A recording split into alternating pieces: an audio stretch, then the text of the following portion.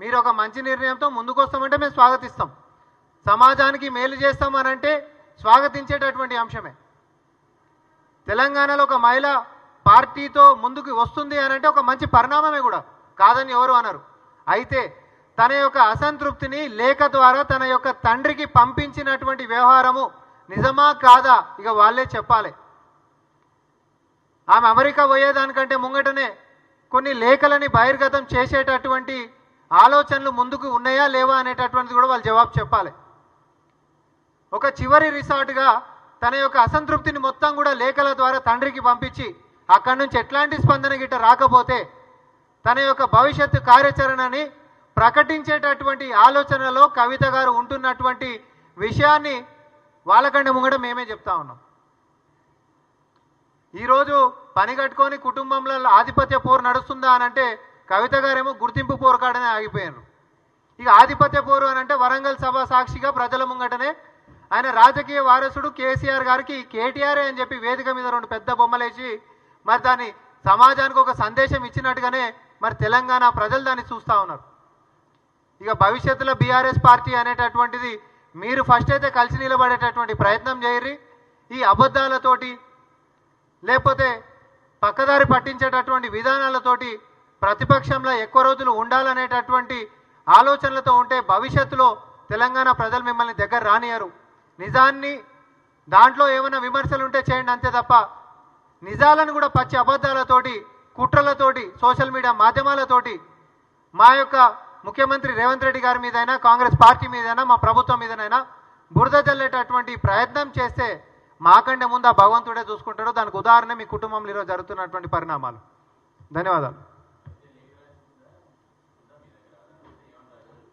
ఇప్పుడు నేను రాసింది అని చెప్పి నేను అంటున్నాను, మీడియా ముఖంగానే నేను అంటున్నా, కాదని చెప్పి చెప్పానండి. ఆమెకు ఉంటున్నటువంటి అసంతృప్తి మొత్తం కూడా ఆమెకు ఎట్లా గుర్తింపు నోచుకోలేకుండా పోయింది, జైలు పాలై వచ్చినాక కూడా ఆమెకు ఎట్లా మర్యాద లేకుండా పోయింది, కనీసము పార్టీ నాయకత్వంలో నాయకులకు ఇస్తున్నటువంటి సందేశాలలో ఆమెను ఎందుకు చేరదీసేటటువంటి విధానాలు లేవు. ఒక అంశం కాదు, అన్ని అంశాలలో కూడా మరి కుటుంబం మధ్యలోనే ఈరోజు అవుతుంది. చివరికి అడిగిటేం కాకపోతే అవి బహిర్గతం అయ్యేటటువంటి దానికి కూడా సందేశం ఇచ్చినట్టుగా మాకుంటున్నటువంటి విశ్వసనీయ సమాచారం. నాది అబద్ధం అయితే వచ్చి బయటకు వచ్చి చెప్పమను.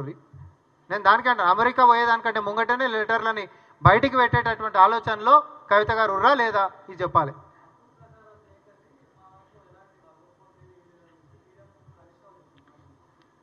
ఇప్పుడు ఆయనది ఇంకో ఎపిసోడు. ఇప్పుడు ఆయన పని కట్టుకొని మరి ఆయన కేసీఆర్ గారు చేసినటువంటి 10 సంవత్సరాల తప్పిదాలను మొత్తము మమ్మల్ని విమర్శిస్తున్నట్టుగా ఒక సాకు చూపించుకొని కేసీఆర్ చేసినటువంటి తప్పులను మొత్తం కూడా 1, 2, 3 క్రొనలాజికల్ ఆర్డర్గా వివరించుకుంటూ పోతుండే ఆయన. రైతులు ఎట్లా చచ్చిపోయారు, ధాన్యం కొనుగోలు గతంలో ఎంత అధ్వానంగా ఉండే, ఇప్పుడు ప్రజలకు ఏదైనా మనం మాట్లాడినప్పుడు గతంలో ఎట్లుండే ఇప్పుడు ఎట్లుంది అనేటటువంటి బేరేజ్ వేసుకుంటారు కదా. ధాన్యం కొనుగోలు గురించి ఆయన మాట్లాడిండు. మాట్లాడితే పోయిన సంవత్సరం ఈసారికి ఎట్లుండే, మీ ప్రభుత్వంలో గతంలో ఎట్లుండే, ఈ సంవత్సరం ఎట్లుంది, అభివృద్ధి చెందిందా, ప్రొక్యూర్మెంట్లో కానీ పండించడంలో కానీ ప్రొక్యూర్మెంట్లో కానీ పేమెంట్ చేయడంలో కానీ వాళ్ళకంటే మేము 4 రెట్లు ఎక్కువనమా మేము తగ్గినమా అనేటటువంటిది మీలాంటి విఘ్నులందరూ కాగితం పట్టుకొని రేపు పొద్దున చూపెట్టరా? ఇవన్నీ కావాలని ఇక ఆయనది ఇంకో పంచాయతీ కాబట్టి బిడ్డది ఒక పంచాయతీ ఆయనది ఇంకో పంచాయతీ, ఇంకొకసారి మనం మాట్లాడుకుందాం.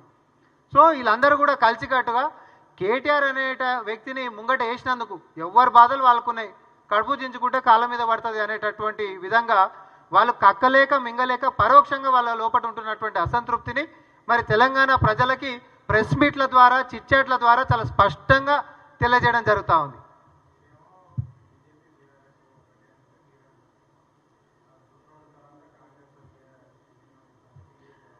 ఆయనకు వచ్చిన చిట్టిలో ఎన్విఎస్ ప్రభాకర్ గారు మరి తప్పుగా చదివినట్టున్నది, వాళ్ళ ముహూర్తం అయి ఉంటుంది. బీఆర్ఎస్ బీజేపీ కలిసేటటువంటి ముహూర్తాన్ని మాకు ఆపాదించి చదివిండి ఆయన తొందరపాటులో. ఎందుకంటే నేను మీకు అందుకనే ఉదాహరణలు కూడా చెప్పిన, కవిత గారిని జైల్లోకి పంపించినటువంటి బీజేపీని ఆమె పిడికిలు ఎత్తి శపథం తీసుకుంది. ఏమని, నన్ను లోపలికి పంపించినోని ఎవరిని వదిలిపెట్టా అని. కనీసం బీజేపీ మీద కొట్లాడేటటువంటి స్వేచ్ఛ బీఆర్ఎస్ పార్టీ కలిగించిందా? ఇది ఒక్క పాయింట్లో మనకు అర్థమైతలేదా?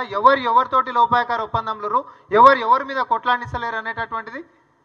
అదే గిట్ట నిజం అయిన ఉంటే బీఆర్ఎస్ కాంగ్రెస్ గిట్ట నిజం అంటే మా మీద ఎందుకు దుమ్మెత్తిపోస్తారు, మా మీద ఎందుకు ధర్నాలకు ఇస్తారు, ఎందుకో బీజేపీ మీద కొట్లాడరు పోయి. ఏ రోజైనా 10 సంవత్సరాలల్లో బీజేపీ మరి కేసీఆర్ మీద ఒక్కటంటే ఒక కేసు పెట్టిందా? కనీసం విచారణ సంగతి పక్కకేయండి. మేము అధికారంలోకి వచ్చినాక 10 కేసులలో విచారణ కొనసాగుతూ ఉంది. అన్ని కేసులలో కూడా ఈడీ వచ్చి జరుగుతుంది. ఆ ఈడీ దేనికోసము మన విచారణ ముందుకు సాగనీయకుండా ఆపనీకే మాత్రమే, అందులో కూడా అలా కాపాడనీకనే. ఇవన్నీ చాలా స్పష్టంగా ప్రజలకు కనిపిస్తున్నప్పుడు ఇంకా కూడా వాళ్ళ లోపల ఉన్నటువంటి లోపాయకర ఒప్పందాన్ని మళ్ళీ ప్రజలు బలంగా ఏడ నమ్ముతారో. ఎందుకంటే అసెంబ్లీ ఎన్నికలలోనే రిస్క్ తీసుకుంటేనే మూలకు పడ్డారు. పార్లమెంట్లో రిస్క్ తీసుకోవద్దు కాబట్టి బిడ్డనైనా కూడా జైల్లోకి పంపించారు. ఆయన కూడా మనం ఒత్తిడి చేసినాం. ఢిల్లీలోకి ఉంటున్నటువంటి దగ్గరికి నుంచి మొదలు పెట్టుకుంటే సౌత్ గ్రూప్ అని చెప్పినటువంటి వాళ్ళ దాకా అందరు అరెస్ట్ అయ్యారు, లేకపోతే అప్రూవర్ల లెక్క మారి ఉండే గతంలో 2 ఏళ్ళల్లో లిక్కర్ కుంభకోణంలో. కవిత గారిని మాత్రం ఆయన అరెస్ట్ చేయలే, కాపాడే ప్రయత్నం విశ్వ ప్రయత్నం చేసిండ్రు.